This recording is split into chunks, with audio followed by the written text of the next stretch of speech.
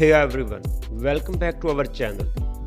In this video, we will explore the concept of the decision trees. What is the decision tree? What are the problems a decision tree solves? What are the advantages of the decision tree? What are the disadvantages of the decision tree? How does decision tree works?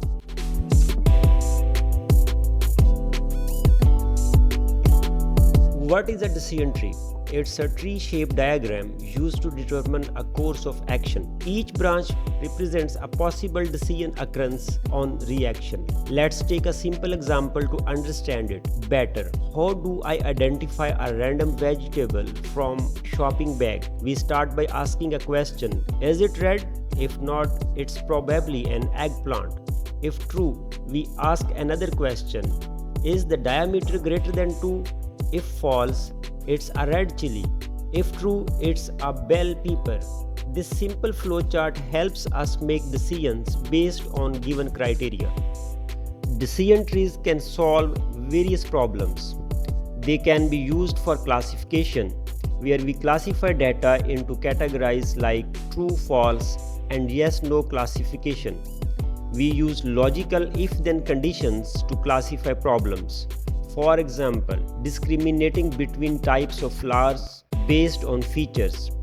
Regression, where we predict numerical values fitting the model to the target variable using independent variables. Each split is made based on the sum of squared errors. For example, house price prediction. Now let's explore the advantages of the decision trees. They require little effort for data preparation, handle both numerical and categorical data, and can handle non-linear parameters effectively. However, decision trees also have disadvantages. They can suffer from overfitting, where the model captures noise in the data, leading to low generalization. They can also have high variance and low bias, making them sensitive to small variations in the data. Now let's understand some key terms. Entropy measures the randomness or unpredictability in a dataset. Information gain is the measure of decrease in the entropy after splitting the dataset. Decision trees consist of leaf nodes, decision nodes, and root nodes. Now let's see how decision trees work in practice. Imagine we want to classify different types of animals based on their features using a decision tree. We start with a messy dataset and aim to split it in such a way that entropy decreases. We calculate entropy for the current dataset and then calculate the gain for each possible split. We choose the conditions that gives us the highest gain. For example, in our dataset, we first split based on the color yellow. Then we split the further based on height unit.